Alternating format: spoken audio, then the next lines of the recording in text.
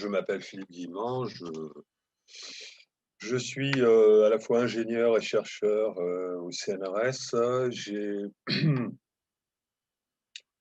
Je me suis fait reconnaître dans le domaine de l'intelligence artificielle à travers des créations d'entreprises et de composants de vision artificielle. Et plus récemment, j'ai fait quelques publications de physique théorique sur l'espace-temps et à la suite de quelques livres de vulgarisation grand public sur une théorie de l'espace-temps qui fait un lien entre la physique et la spiritualité. Résumé brièvement.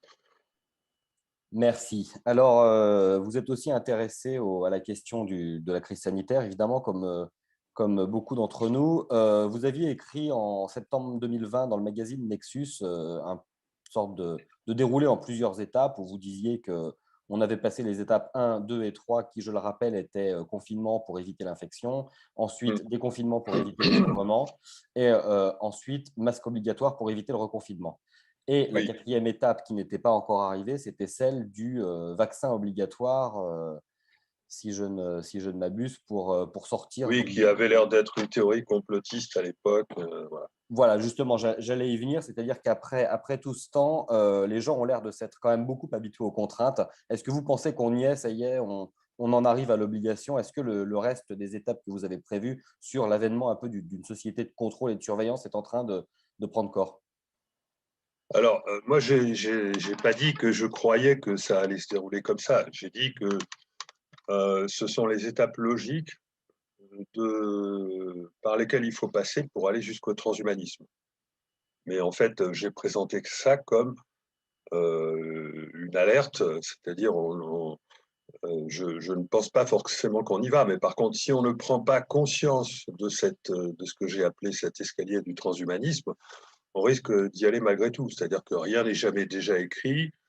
Ce que j'ai dit, ça s'inscrit dans une vision du futur avec deux futurs déjà réalisés en compétition et on n'est jamais sûr que l'un va d'avance dominer sur l'autre. Donc, il était important que j'avertisse sur cet horizon du transhumanisme qui impliquait qu'on allait franchir différentes étapes qui consistent à marcher un escalier et jusqu'à l'interfaçage numérique de l'être humain. Mais j'ai aussi dit, et je l'ai écrit dans mon récent livre qui vient de sortir, Le grand virage de l'humanité, c'est qu'il y a, il y a plein de bugs dans cette affaire-là, il y a plein de défaillances, il y a plein de pannes, il y a plein de choses qui font que on ne va pas y aller. Bon, mais ça, c'est ma vision, ma croyance même, si vous voulez. Il n'empêche que j'ai quand même le devoir, en tant qu'ingénieur spécialisé en intelligence artificielle, qui pourrait même développer ce genre de technologie, d'autant plus que je précise au passage que je suis vraiment spécialisé dans tout ce qui concerne l'identification numérique. Donc l'identification numérique, à partir de signaux complexes, d'images ou de n'importe quoi, c'est quelque chose que je connais très bien. Et donc je voyais gros comme une maison, si on peut dire, euh, les, les différentes phases par lesquelles il est nécessaire, je ne parle pas de complot, hein, je parle de quelque chose de naturel. À partir du moment où vous commencez à accepter que votre identité numérique se retrouve sur un cloud parce qu'on a besoin de contrôler si vous êtes sanitairement compatible avec le fait de pénétrer dans certains lieux, ça finit par se transformer en un traçage numérique qui sera vite exploité par le grand marché des objets connectés, puisque le grand marché des objets connectés, il a besoin de ça pour pouvoir exister, hein. Si on n'identifie pas numériquement une personne à chaque fois qu'elle passe à côté d'un objet connecté, les objets connectés, ils serviront à rien. Or ça, c'est un marché encore plus important, 10 à 20 fois plus important que le marché de la vaccination. C'est la raison pour laquelle ça intéresse Bill Gates et Mark Zuckerberg. Moi, en tant qu'ingénieur, j'ai, j'ai, j'aurais, si j'étais pas, si j'étais resté à mon matérialisme d'antan, j'aurais l'obsession d'instrumentaliser chaque individu sur la planète avec un identifiant qui permet de savoir qui il est à chaque fois qu'il passe à côté d'un objet connecté. Quand je dis à côté, c'est quelques mètres. Avec la 5G, on n'aura pas besoin que le QR code soit approché d'une borne, hein. Ça va être complètement automatique. Donc, si vous voulez, ce traçage numérique, c'est le stade suivant. C'est-à-dire qu'à partir du moment où les gens acceptent que pour aller au restaurant, pour aller travailler, même pour conduire dans l'espace public n'importe quel véhicule, pour entrer n'importe où, ils puissent être identifiés numériquement afin de vérifier s'ils ont l'autorisation de passer là. À partir du moment où on accepte ça, on passe immédiatement dans le traçage numérique qui est prévu par le grand marché des objets connectés. Et ce traçage numérique offre la possibilité à une intelligence artificielle d'analyser tous vos comportements. Et c'est extrêmement intéressant pour un ingénieur de pouvoir le faire, sachant que, je vous donne un exemple, moi j'ai développé des applications qui, à partir d'un signal, simplement un signal qui est produit par c'est un instrument, un capteur, on est capable d'identifier le comportement de la personne qui émet ce signal. Donc, une intelligence humaine ne peut pas le faire, mais une intelligence artificielle peut le faire. Une intelligence humaine, un humain n'est pas capable de comprendre ce qu'un signal peut impliquer comme information. Nous, on a la vision, mais on n'a pas cette capacité de reconnaître à partir d'un signal. Mais une intelligence artificielle a cette capacité-là, et ça, personne ne le sait. Il faut être vraiment un spécialiste du secteur pour le comprendre. Donc, j'avais le devoir d'avertir de ça. C'est-à-dire que si vous êtes en train de manger, si vous êtes en train de faire l'amour, si vous êtes en train de faire du sport, si vous êtes en train de faire un sport très particulier ou même une activité très particulière, tout ça, ça génère des signatures numériques qu'il est possible d'identifier numériquement grâce à une intelligence artificielle.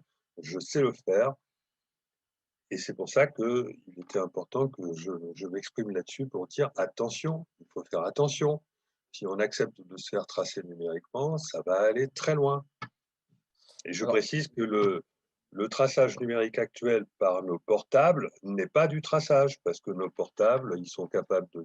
D'abord, on n'est pas obligé de porter nos portables pour l'instant, hein, jusqu'à preuve du contraire.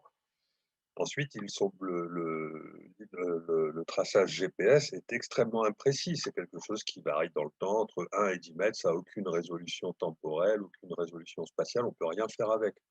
On ne peut pas identifier le comportement d'un individu à partir du traçage par GPS. Mais à partir du moment où on passe aux objets connectés et à la 5G, on va avoir systématiquement des triangulations qui vont permettre de vous localiser. Même si ce n'est pas une véritable localisation, ça va permettre de vous tracer parfaitement et d'identifier votre comportement. alors ça, c'est un des futurs possibles qu'on peut envisager. Tout à l'heure, vous expliquiez qu'il y avait des bugs dans la machine qui faisaient qu'on n'en serait peut-être pas là dans cette logique très un peu dystopique. Qu'est-ce qui pourrait faire qu'on n'en vient pas là et qu'on retrouve une certaine forme de raison par rapport à ça et pas une fuite en avant? S'il n'y avait pas eu la crise sanitaire, s'il n'y avait pas eu le Covid, etc., on allait naturellement vers tout ça, en un temps un peu plus long. C'est-à-dire que les objets connectés, le grand marché des objets connectés, c'est quelque chose qui est prévu depuis de longues années, qui a du mal à démarrer d'ailleurs, mais c'est tout à fait naturel. Il y a aussi une autre raison pour passer au traçage numérique, c'est la monnaie numérique qui a besoin d'une identification numérique forte. À l'heure actuelle, quand vous achetez quelque chose, que ce soit sur Internet ou dans un magasin, le sans contact, il est limité à un certain plafond parce qu'on n'est pas sûr que ce soit vous. Donc voilà, il faut faire attention. Et pour qu'on soit sûr que ce soit vous, par exemple, c'est quand vous prenez un billet de train sur internet. Bon, ben, OK, vous prenez le billet de train avec votre carte bleue, mais vous recevez un code par SMS en retour pour garantir que c'est bien vous, hein. Hem, Ça, c'est quelque chose qui est trop contraignant pour une nouvelle monnaie. On ne peut pas, nous imposer des choses aussi, une identification aussi faible, par son contact ou alors aussi exigeante par SMS en retour, pour imposer une nouvelle monnaie. Par contre, si chaque individu, a pris l'habitude d'être identifié, fortement, enfin fortement, c'est-à-dire avec un code qui assure que c'est bien vous, bah, à ce moment-là, on peut passer directement à une, nouvelle monnaie numérique qui va permettre de résoudre l'immense problème actuel de la haute finance, qui est que le dollar et l'euro ne valent plus rien virtuellement, puisque c'est la valeur est considérablement affaiblie à cause des planches à billets depuis 2008, et cetera. Enfin bon, je veux pas rentrer là-dedans. Moi, je suis pas un spécialiste, de la finance, mais bon, tout le monde sait à peu près ça. Et donc ce qui peut sauver la haute finance par rapport aux concurrences de toutes les autres nouvelles monnaies numériques, c'est une sorte d'imposition, d'un traçage numérique c'est-à-dire que vous portez sur vous un objet, que ce soit un QR code dans votre mobile, ça c'est au départ, parce qu'au départ, en plus, on ne va pas obliger les gens à avoir un mobile, donc on va leur permettre d'avoir un bout de papier comme pour les TGV, hein, qui imprime le QR code de manière à ce qu'ils puissent passer à certains endroits. Mais ensuite, à force d'habitude, tout ça, ça va se transformer au fait de porter sur soi un objet, que ce soit une bague, une montre, un bracelet ou n'importe quoi, dans la poche, dans le sac à main, qui va vous identifier. Et à ce moment-là, ce sera beaucoup plus pratique pour payer, parce qu'on va pouvoir payer avec cet unique objet, parce que cet objet va, garantir que c'est bien vous, et votre identité va se retrouver sur le cloud, dans un espace qui vous est réservé à vous et auquel n'auront accès que votre banque ou d'autres sociétés qui ont été autorisées à récupérer cette information, et cetera. Bon, enfin, c'est très compliqué. Mais le mouvement, il est clair pour un ingénieur comme moi, le mouvement, il est clair. Le problème, c'est qu'après, si vous voulez, chaque technique ayant un défaut, il va falloir résoudre ce défaut par une nouvelle technique plus élaborée. Et donc, petit à petit, le QR code sera remplacé par l'objet que l'on porte sur soi. L'objet que l'on porte sur soi sera remplacé par un objet qui vous colle à la peau, si je puis dire. Et ça se terminera par la puce. Voilà, la puce interne. Et bon, voilà. Et après, on est dans le transhumanisme. On entre automatiquement dans le transhumanisme. Et donc, si vous voulez, moi, je vois, mais de façon évidente, parce qu'en fait, si vous voulez, les technologies qui nous permettent d'aboutir à ça, d'abord, elles sont déjà là. Ensuite, elles sont très diversifiées, elles sont complexes. C'est même des technologies différentes, mais il y en a tellement qu'il va y avoir plein de stades intermédiaires qui font qu'on ne va pas voir la grosse marche. Il y aura plus. La seule grosse marche qui existe, c'est au début. Est-ce qu'on accepte l'identité numérique ou pas? Si on accepte l'identité numérique, c'est-à-dire que si on accepte de porter sur soi le moyen de nous identifier numériquement, après ça, il n'y a plus que des petites marches. C'est-à-dire complètement, on ne va jamais se rendre compte du danger, d'accord? Si on ne s'est pas rendu compte du danger au départ, on ne s'en rendra pas compte ensuite. Parce que les logiciels qui vont en plus développer tout un tas de moyens d'identifier votre comportement, ils ne vont pas apparaître tout de suite. Mais par contre, vous aurez accepté toutes les conditions pour qu'ils fonctionnent. Donc, vous ne pourrez pas imaginer que vous êtes en train de tomber dans un piège. D'accord? Parce qu'ils ne vont pas exister au départ, ces logiciels. Parce que pour que les ingénieurs les développent, il faut qu'ils aient en main la technologie. Là, je pense à moi en train d'essayer de développer un truc. Il faut qu'ils aient en main la technologie. Donc, il faut d'abord qu'ils aient en main la technologie. Et ça, il y a une myriade de possibilités de le faire et de passer ces différentes étapes. Lorsqu'ils auront en main la technologie, bon, on ne va pas avoir de problème puisque les applications aliénantes vont pas surgir tout de suite. Simplement, quand, quand elles vont arriver, ce sera trop tard parce qu'on aura accepté la technologie sous-jacente. Et donc, ça, on sera pris dans un piège. Et pour ne pas être pris dans un piège, il n'y a qu'une seule chose à faire, c'est de refuser l'identité numérique.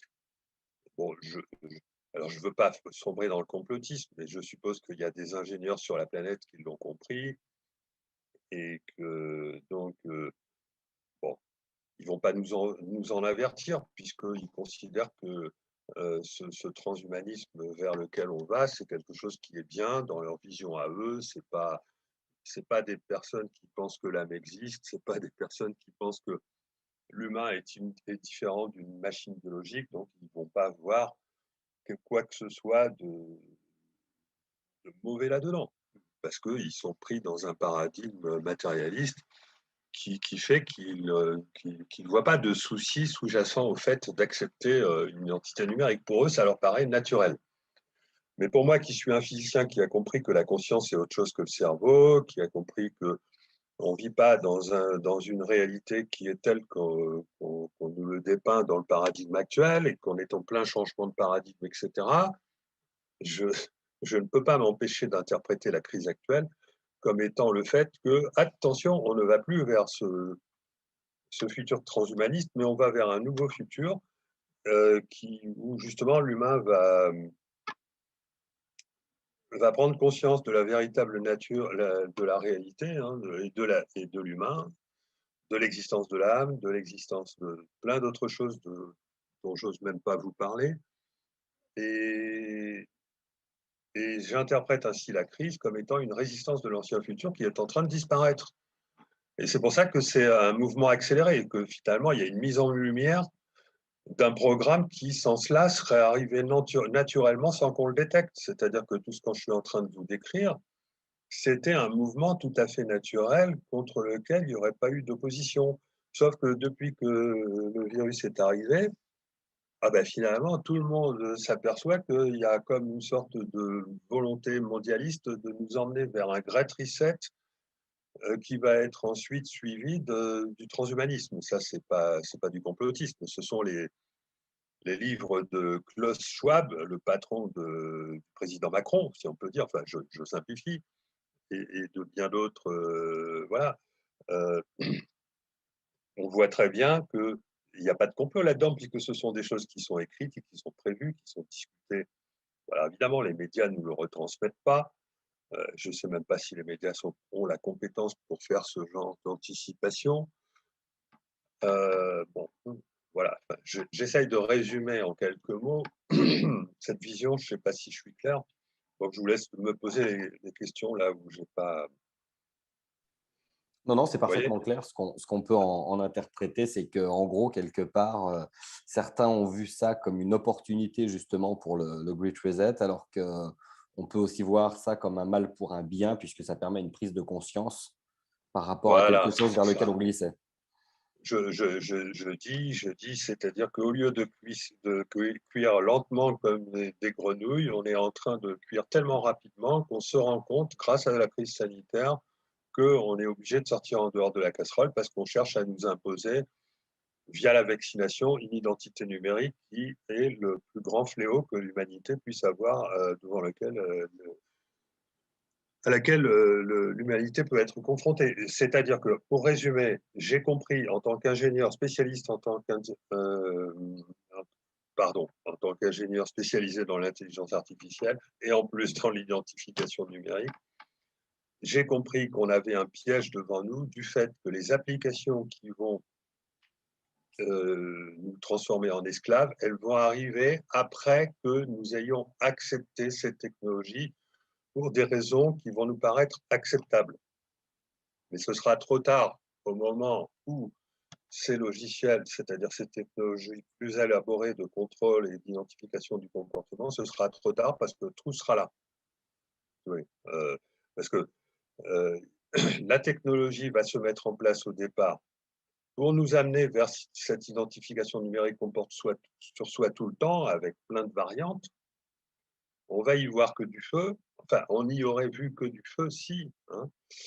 Euh, et on tombe dans un piège. Le seul moyen d'éviter ce piège, c'est de refuser l'identité numérique. Et l'être humain refuse naturellement l'identité numérique parce qu'il ressent intuitivement que, voilà, attention, le fait d'être tracé, ça peut être dangereux. Donc, vous avez des médias qui vont dire, mais non, c'est pas dangereux puisqu'on utilise ça que pour vérifier que vous n'avez pas un problème sanitaire ou passer une frontière. Bien entendu, les médias vont passer leur temps à dire, mais non, on ne va pas vous identifier votre comportement, c'est du complotisme, etc. Et ils vont toujours avoir l'air d'avoir raison parce qu'effectivement, les technologies qui vont vous identifier ne vont pas encore exister. Donc, ils vont dire, ouais, mais c'est de la science-fiction, c'est pas vrai, ça n'arrivera jamais. Sauf que si on a mis en place toute la technologie pour que ça arrive, ce sera trop tard lorsque les logiciels vont arriver. On ne pourra pas revenir en arrière. Ça sera une trop grande aubaine pour le, le système de contrôle mondialisant qui veut aboutir à une monnaie unique, qui veut aboutir à un contrôle de chaque individu sur la planète. Alors, on serait dans un paradigme de pensée où on ne confond pas l'homme avec une machine biologique, ce ne serait pas grave, puisqu'on ferait attention à ne pas lorsqu'on instrumentalise ou lorsqu'on instrumente le corps humain, on fera attention à ne pas l'aliéner, on ferait attention à ne pas faire quoi que ce soit qui, qui, qui empêche la connexion avec l'âme, etc. Enfin bon, on ferait attention à l'humain, quoi. On serait capable de respecter l'humain, mais nous vivons dans un paradigme où on n'a pas compris la nature de l'humain. On n'a pas encore compris la nature de l'humain. Écoutez-moi bien. Les grandes sociétés pharmaceutiques n'ont absolument rien compris au fonctionnement du corps humain. Écoutez-moi bien. Combien de fois il faut que je le répète ça? C'est une certitude que j'ai. Les grandes sociétés de la pharmacie, de la vaccination, etc., n'ont rien compris au fonctionnement du corps humain.